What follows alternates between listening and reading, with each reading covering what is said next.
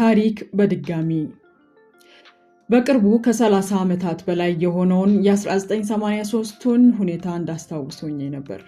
ይህም የሆነው ተከስቶ በነበረው የፌዴራል መንግስትና የህወሓት የትግራይ ክልላዊ መንግስት ጦርነት ወቅት የጦርነቱን መራዘምና መወሳሰብ ተከትሎ የሀገራችን ጠቅላይ ሚኒስትር ሁሉም ሰው ራሱንና አካባቢውን እንዲጠብቅ ካስተላለፉት መልእክት በኋላ ነበር። ጦርነቱ አሳዛኝና አስጨናቂ መሆኑ አዲስ ባይሆንም ያን መልእክት በሰማው ጊዜ ግን በደርግ ውድቀት ወቅት ያሳለፍኩትን ከፍተኛ የስጋት ጊዜ አስታውሶኝ ነበር። የሚመሩትንና ልንሰጋ ስንል የሚያበረቱን ራሳቸውን የመናወጥና የመረበሽ ስሜት በግልጽ ሲታይባቸው ከእግዚአብሔር በታች በምድር ጠባቂዎቻችን ናቸውና በህዝብ ላይ የሚፈጠረውን ያለመረጋጋት ስሜት ከፍተኛ ነበር። አስጊ ሁኔታዎች እንዳንዣበቡ በተሰማ ጊዜ ሁሉ ለክፉ ቀን እንድንዘጋጅ አጥብቃ የምትነግረን የእናቴ ምክር ለመጀመሪያ ጊዜ ተግባራዊ ለማድረግ ተገደድኩ። ቤቢዬ፣ ሰሞኑን ጥሩ ነገር አይሰማም። እባክሽ ግድ የለሽም አትሁኚ። ውሃ፣ ደረቅ ነገሮች፣ ጥራጥሬና በርከት አድርገሽ ሸምተሽ አስገቢ በማለት ኮሽ ባለ ቁጥር የማሳሰቢያ ጥሪ የምታደርሰኝን የእናቴን ምክር ለአደጋ ጊዜ የሚሆንን ግብይት በመፈጸም ታዘዝኩ። ወደ ቤት ገብቼ ከባል ጥበቃዎች ልጆች ይዛ እንደምትኖር ሴት ቤተሰቤን መከላከል ቢያስፈልገኝ ምን አለኝ ብዬ ጠየቅኩ። ስለኔም ሆነ ስለምወዳቸው ሁሉ የአምላክን ጥበቃ ታምኜ ምኖር እንጂ አካላዊ ለሆነው ጥበቃ መሳሪያነት የታጠቅኩ ወይም ልዩ ጠባቂን የሰየምኩ አልነበርኩም። ኦን ይሆን ብዬ ጠረጥር እንደነበረው ፍጹም ሰላማዊት ፔሲፊስት እንዳልሆንሁና ከቤተሰብ ደህንነት አንጻር ቀኝ ጉንጭህን በጥፊ ለሚመታ ሁሉ ሁለተኛውን ደግሞ አዞርለት ማቴዎስ 5:39 የሚለውን ቃል ከዚህ ቀደም አስብ እንደነበረው በማንኛውም ሁኔታ ውስጥ በቀጥታ ተግባራዊ ለማድረግ የሚቻል እንዳልነበር ተማርኩ። በመሰል ጊዜያት ከሚደረግ የሸመታ ዝግጅትና ጸሎት በተጨማሪ ራሴንና ቤተሰቤን እንዴት እንደመጠብቅ ማሰብ ጀመርኩ። ከሳሎን ቤት ጋር ተያይዞ ባለው ክፍት ወጥ መደርደሪያ ላይ ከሚገኘው የቢላዋ ማስቀመጫ ውስጥ ተለቅ ያለውን ስለታማ ቢላዋ አውጥቼ ያየሁት። ምናልባት ሁኔታው ካስገደደ ልጠቀመው ግድ ይሆንብኝ ይሆን ስል አሰብኩ። ገረመኝ። ራሳችሁንና አካባቢያችሁን ጠብቁ በሚለው የጠቅላይ ሚኒስትሩ ንግግር በብዙዎቻችን ላይ በገባው የመሸበር ስሜት የጠቅላይ ሚኒስትሩ ንግግር በተለይ እንደዚያ እንዳስብ ሆነ እንጂ ማን እንዴትና መሰል ጥያቄዎችን በሰዓቱ አልመጡልኝም ነበር። ብቻ ግዝበቱ ተመጣጣኝ ባይሆንም ጌታችን ኢየሱስ ክርስቶስ በመጨረሻው ዘመን ስለሚኖረው መከራ ሲያስተምረን እንደተናገረው በዚያችም ወራት ለእርጉዞችና ለሚያጠቡ ወየውላቸው ማቴዎስ ከምዕራፍ 24-19 የሚለውን ቃል አሰብኩ። ማቴዎስ 24:19 የሚለውን ቃል አሰብኩ። እንደዚህ ያለ ስጋት በሚጫጫነን ሰዓት ነገሩን የበለጠ አሳቃቂ የሚያደርገው የራሳችንን ደህንነት ጉዳይ ሳይሆን የምንወዳቸውና ከራሳቸው ይልቅ የምንሳሳላቸው ልጆቻችን አደጋ ላይ መውደቃቸውን ስለምናስብ ነው። ይሆን ያለውን ነገር ለልጆቼ በሚገባ ቋንቋና ምናልባትም ለሀገራቸው ያላቸውን እይታ በማያበላሽ መንገድ ለማስረዳት ሞከርኩ። ምን እያደረግኩ እያለው ነው ግን? በተለይ ደግሞ እኛ እንዲህ ነን እነርሱ እንደዚያ ናቸው በማለት ሳይሆን ሁሉንም ሰው በኩል በሚያይ ለሁሉ እኩል በሚቆረቆር እይታ ያሳደግኳቸው ነበሩና አንዱን የሀገራችን ሁኔታ ለእኔ በገባኝ መጠን ለማስረዳት ስሞክር በነገሩ ላይ የነበራቸውን ንጹህነት በመረጃ ሲገፍ አየሁት። የተለየን እውነታ ለእነርሱ ተመኝቼ ነበርና አዘንኩ። እናቴ እኛን ከአደጋ ለመታደግ ወደ መሸሸጊያው ምድር ቤት ውስጥ ስትነዳን ይሰማኝ እንደነበረው አይነት ስሜት ልጆቼን እየተሰማቸው እንዳለ ገባኝ። አዲሱ ትውልድ የጦርነት ትዝታ ባይኖረውም ወይም እንዲህ ባለው ሁኔታ ማለፍ ግድ ባይሆንበትም ሀገራዊ ፍቅሩን ሆነ የጀግንነት አረዳዱ ከደም መፋሰስ ጋር ባልተገናኘ መልኩ እንዲሆን የነበረኝ ምኞትና ጸሎት ለጊዜው እንዳልተሳካም ተሰማኝ። ራሴንና ልጆቼን ስለመጠበቅና በዚያም አንጻር ስለመዘጋጀት ማሰብ ግድ በሆነብኝ ጊዜም ከጦርነት ቀጠና በቅርብ ርቀት ላሉ ወላጆችና በተለይ ደግሞ ልጆቻቸው ከዚህ ቀደም ተሰምቶኝ ከሚያውቀው በላይ ርህራሄ ተሰማኝ። ስለ እነርሱም በጣም አዘንኩ። ጨቅላ ህፃናትን ይዘው ከቦታ ቦታ በጦርነት ስጋትና በአሸባሪዎች ትንኮሳ ምክንያት የሚፈናቀሉትን ምስኪን እናቶችና አባቶችን አሰብኩ። አይናቸው እያየ ወላጆቻቸው ፊት ለፊት የተረሸኑባቸውን ከኔ ልጆች ጋር እኩል ሰብአዊ ዋጋ ያላቸው ብዙ ነፍሳትን አሰብኩ። ልጆቻቸውና ሚስቶቻቸውን በታጠቁ አመፀኞች ሲደፈሩ ማስጣል ያልቻሉትን አባወራዎች ስብራታቸውን አሰብኩ። ከኔና ከቤተሰቤ በባሰ አደጋ ላይ ስላሉት እንደተለመደው እንባዬን ከጸሎት ጋር ፈሰስኩ። በተደጋጋሚ በሀገር ጉዳይ ላይ ከጸለይኩት አንጻር የማየው የነገሮችን መባባስ እንጂ እንደ ልመናዬ ሰላምን፣ ደህንነትን ባለመሆኑ መጸለይ ይደክመኝ ጀምሯል። እግዚአብሔር አይደለም በጾም በብዙ እንባ ራስን በማዋረድ የምንጸልየውን ጸሎት በመኝታችን ጋለል እንዳልን በድካም ውስጥ በእንባ በተለይ በእንቅልፍ ልባችን ሳይቀር በተወሰኑ ቃላት በእምነት የምንጸልየውን ጸሎት እንደሚሰማ አውቃለሁ። በዚህ ጉዳይ ግን ስለምን ዘገየ በማለት አስብ ጀመር። ለብዙ 10 ዓመታት ስለተወለዱባት ምድር የማለዱ ብዙ ጸሎተኞችን ሳስብ ደግሞ የበለጠ ጥያቄ የሚፈጥር ሆኖ አገኘዋለሁ። በእርግጥ እግዚአብሔር ከብዙ እኛ ካላወቅነው የባሰ ሁኔታ እንደተጠበቀንና እንደታደገን አምናለሁ። የጠፋውን የሰው ሕይወትና የተፈጠረውን በህዝቦች መካከል ያለ መለያየት፣ መከፋፈልን ሳስብ በጣም አዝናለሁ። የሚከተለውን አጭር መልእክት በተለይ በጥር 2010 ዓ.ም ተጽፎ በማስታወሻ ደብተሬ የቀረ ነው። ጽሑፉ በጊዜው እንዳላጋራው የከለከለኝ ምክንያት በእርግጥ ባላስታውሰውም በወቅቱ በሀገራችን ከነበረው ፖለቲካዊ ውጥረት ጋር በተያያዘ በውስጥ የነበረው መልእክትና ሐሳብ የሚከተለውን ይመስላል።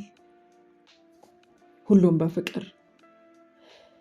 እኔና እንደኔ ያሉ የፍቅር ተከታታዮች ፍቅር ለነገር ሁሉ መነሻና ምክንያት እንደሆነልን ሁሉ ሀገራዊ ጉዳዮችንም የምናስተናግደው በፍቅር ውስጥ ነው።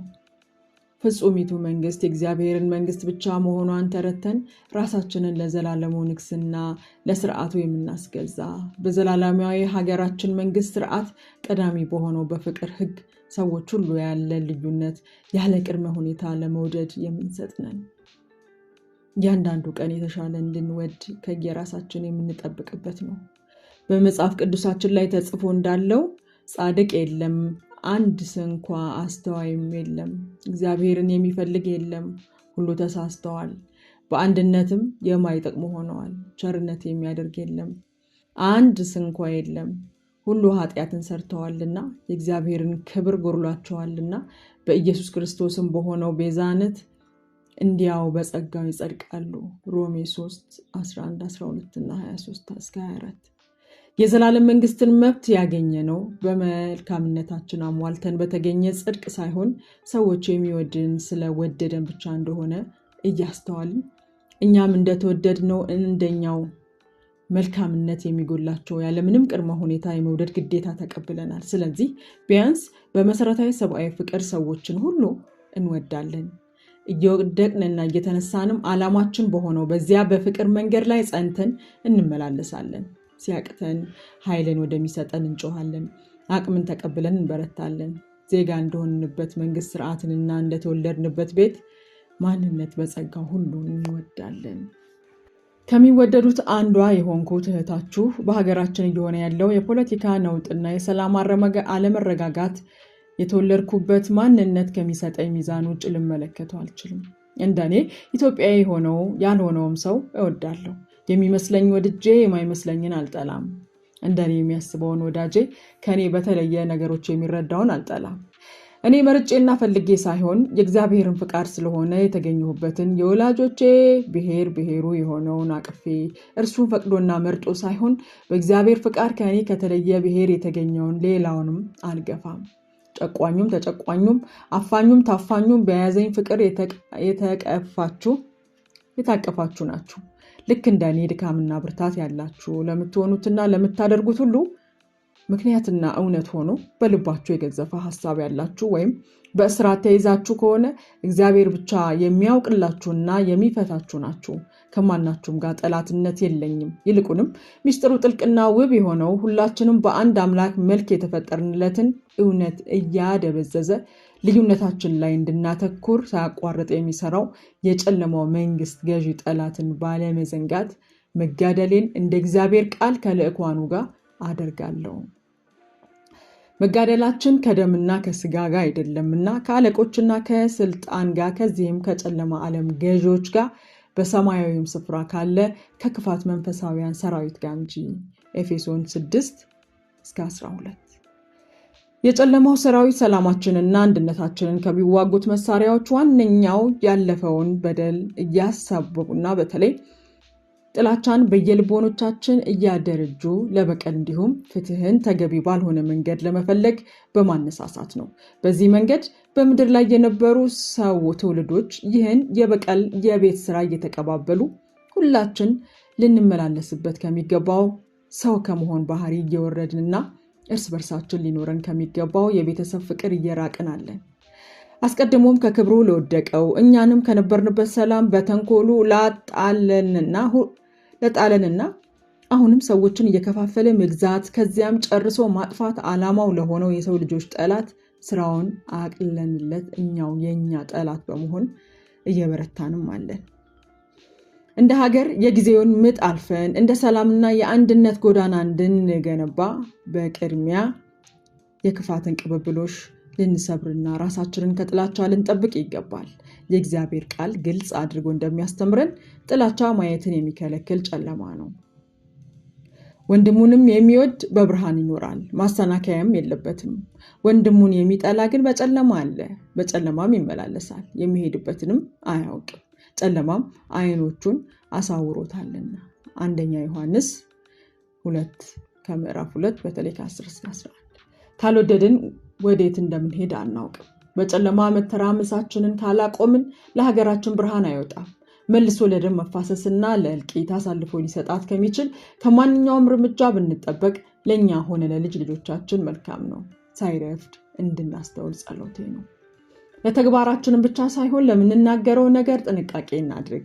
የአባቶቻችንን ፍሬ መብላታችን አይቀሬ ነው፣ እውነት ነው ብለን የምናስበው ነገር አግባብ ባለው መንገድ እንግለጥ ማለት የሚገባንን የምንልበት መንገድ ለኢትዮጵያዊነታችን ከምንሰጠው ትልቅ ክብር ጋር አብሮ የሚሄድ ነገር ነው። በስድብና አንዳች ሌላችንን በማዋረድ የምናደርገው ምልልስ ከአዎንታዊ ለውጥ ይልቅ ሊያመጣብን የሚችለውን ዘላቂ ጉዳት ማሰብ ይገባናል።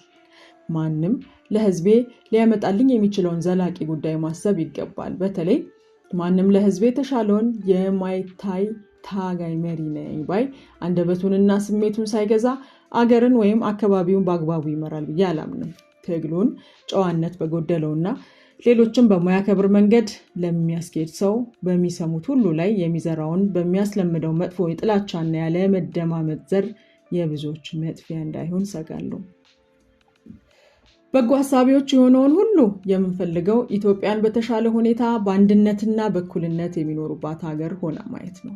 ለውጥ እንፈልገናል፣ አስፈላጊነቱንም አምነናል። ለውጥም አይቀሬ ነው። ለውጡ የሚመጣው መንገድ ሁኔታ ግን የሚወስነው ለውጡን የምንፈልግበት መንፈስ ነው። ራሳችንን ከጥላቻ ጠብቀን ለምናምንበት ነገር በእውነተኝነትና በሰላማዊነት መቆም ካልቻልን ለሁላችንም አክሳሪ የሆነ የለውጥ ሂደት ይሆንብናል። ሰዎች ሁላችን በተለያየ ቦታና የኃላፊነት ደረጃ አንዳችን ለሌላችን ለመጥቀም በማህበራዊ ግንኙነት ስርዓት አብረን የምንኖር እንጂ ሁላችንም ሰው ከሚለው የጋራ ምድብ ፍጥረታችን የምንበልጥ ወይም የምናንስ አይደለንም። ሰው በመሆን ሁላችንም ኩያሞች ነን። በምድር የሚኖሩ ሌሎች ፍጥረታት ሁሉ በአደራ የበላይ ሆነን እንድናስተዳደር የተሰጡን ታናናሾቻችን ናቸው።